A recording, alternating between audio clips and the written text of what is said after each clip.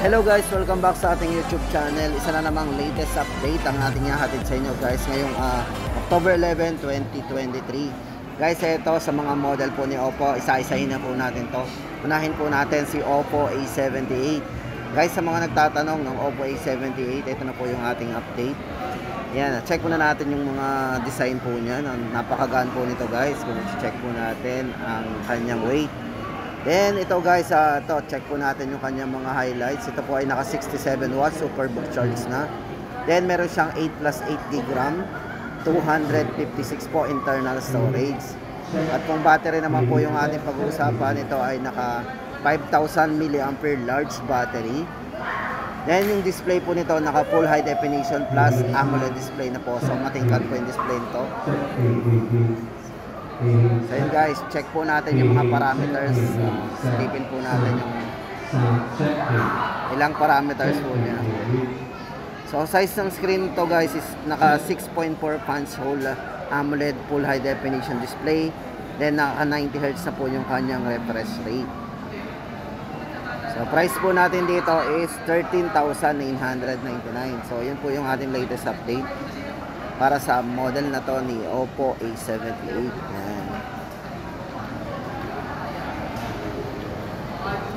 So yun guys, ang mga parameters. So isa pang silip natin sa mga nagtatanong ng ating Oppo A78.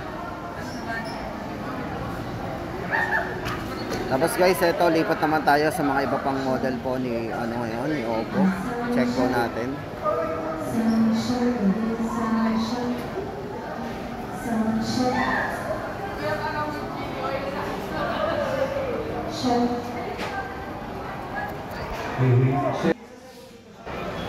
Guys, ito naman ang ating latest update for Oppo A58. Guys, sa mga naghahanap ng latest model ngayon ni Oppo.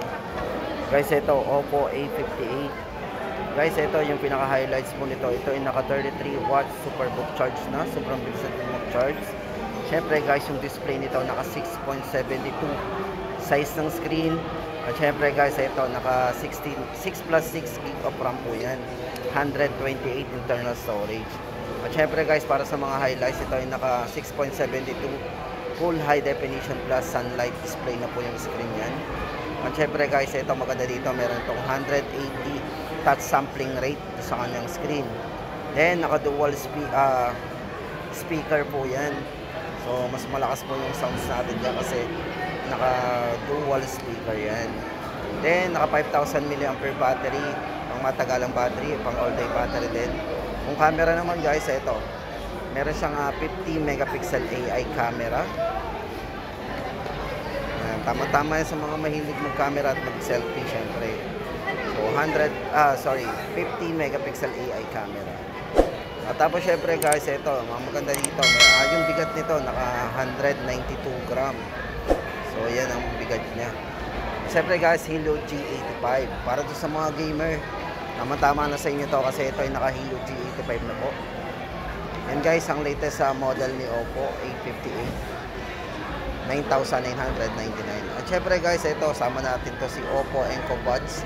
Sa mga naghahanap ng buds na murang-mura lang. So guys, ito si Oppo meron 1,699 lang to.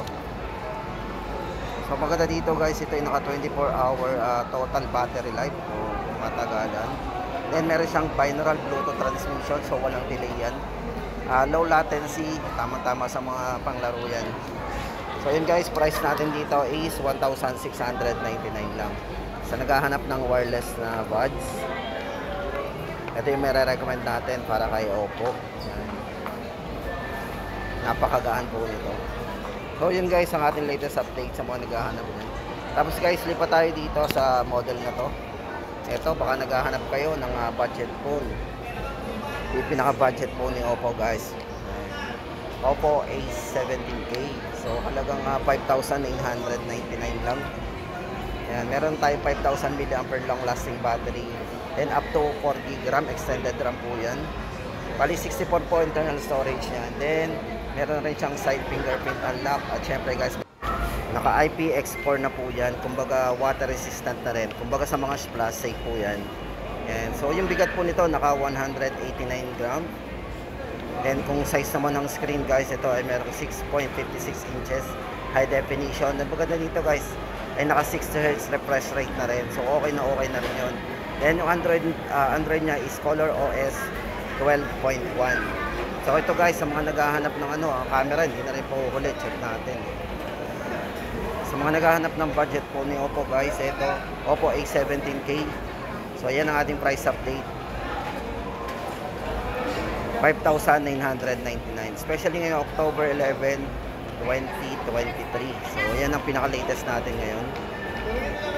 Tapos hindi lang guys, di pa tayo sa mga iba pang model.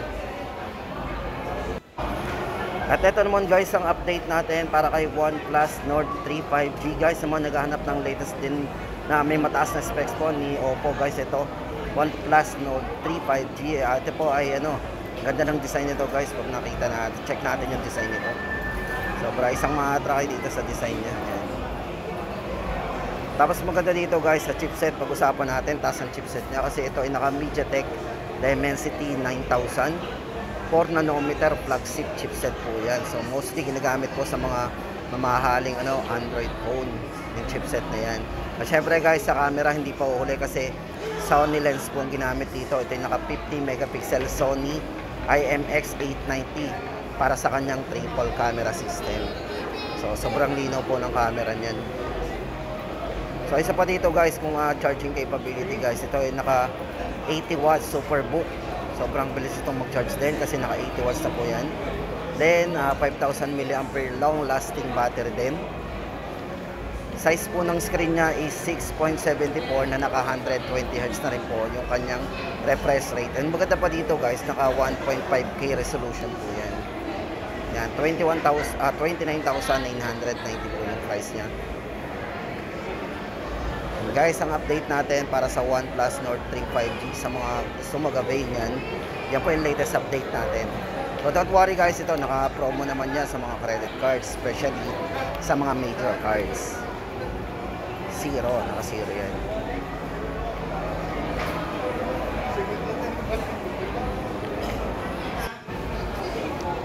Guys, check natin yung yung kanya mga specs and parameters sa loob. Yan guys, sa color Misty Green and Tempest Gray. Diba? Sa mga gusto mag-avail, may dalawang colors tayo magpipilian.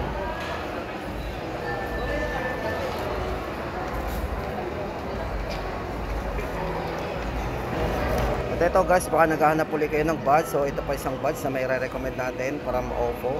Guys, si Oppo Enco R3 guys, ito 3,999 ang ating price update. So ito naman guys ang update natin sa mga nagtatanong ng buds po ulit. Syempre ito, re-recommend natin sa inyo, Oppo Enco R3 3,999. So guys, maganda dito, ito ay naka may noise cancellation po yan. At syempre naka 25 hours total playback po yan. And dire-diretsong gamit. So yun guys ang ating update sa mga nagtatanong at naghahanap ng buds ni Oppo. Ito yung isa nating may re-recommend, Oppo Enco R3. And price update natin 3,999. At ito guys, lipat na tayo dito sa katabi. Siyempre sa mga nagtatanong at naghahanap ng latest model. Guys, ito bagong labas din po ito ni Oppo A98 5G. So guys, siyempre 5G, maganda yan, malakas ang signal niya. And guys, ito check natin yung kanyang mga specs and parameters for Oppo A98 5G guys. Ito yung naka 67 superbook charge na po yan. At syempre guys, 5,000 mAh large battery. Yan, camera guys, meron itong 64 megapixel AI camera plus 32 megapixel para doon sa kanyang selfie. So ito guys ang mga highlights po niya, no? Check natin. So maganda dito sa camera guys, ito meron itong 40 times na micro lens. Then sa screen, meron na rin siyang 120 Hz refresh rate.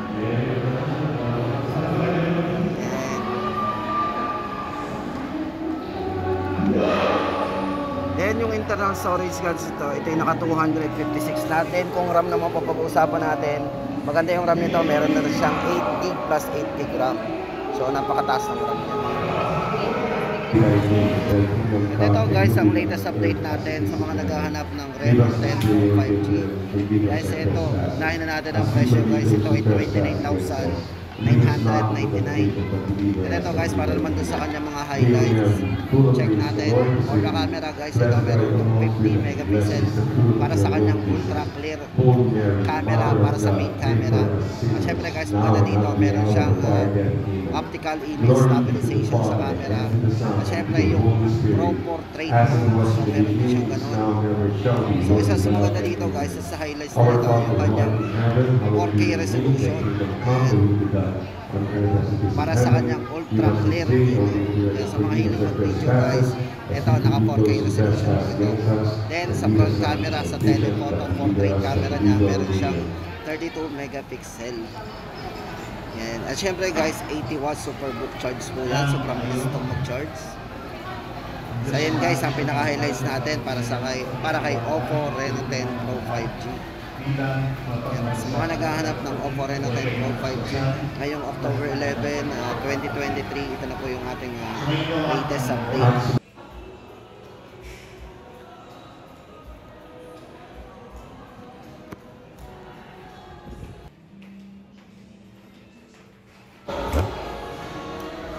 Okay guys, lipat naman tayo. Ito naman ang ating update para sa kay Oppo Reno 10 5G guys. Ito mas mura to.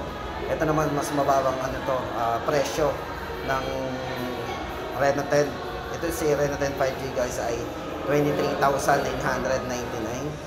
So guys, ito maganda dito. Yung RAM nito extended RAM din. So meron siyang 8+8 extended RAM. Then naka 256 din internal storage. So yung ROM. Then meron siyang 30 megapixel para sa kanyang telephoto lens. Naka-portrait camera yan. At syempre guys, meron siyang 64 megapixel ultra clear para sa kanyang main camera. Sa mga mahilig ng camera guys, tama-tama sa ito. Then naka 120Hz 3D curved screen na po ito. So napakagandang hawakan po ito syempre guys kasi naka 3D. At naka 67 watts super book plus charge po yan. So ayan guys ang ating latest update guys sa mga naghahanap ng Oppo Reno 10 5G.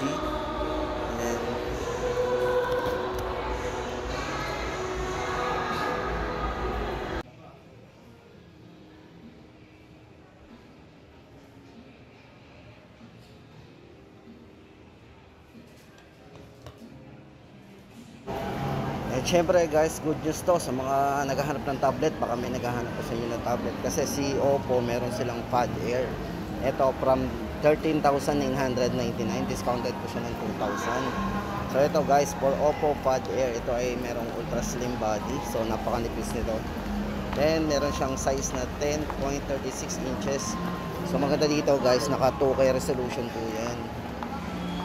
Then kung sa speaker guys, ito meron siyang quad speaker para sa ating surround sound. And syempre may malakas na sound yan.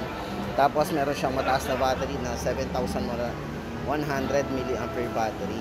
Then supported po ito ng 18 watts fast charging. And guys, sa mga naghahanap ng Oppo Pad Air, naka-sale po sila 11,999 na lang.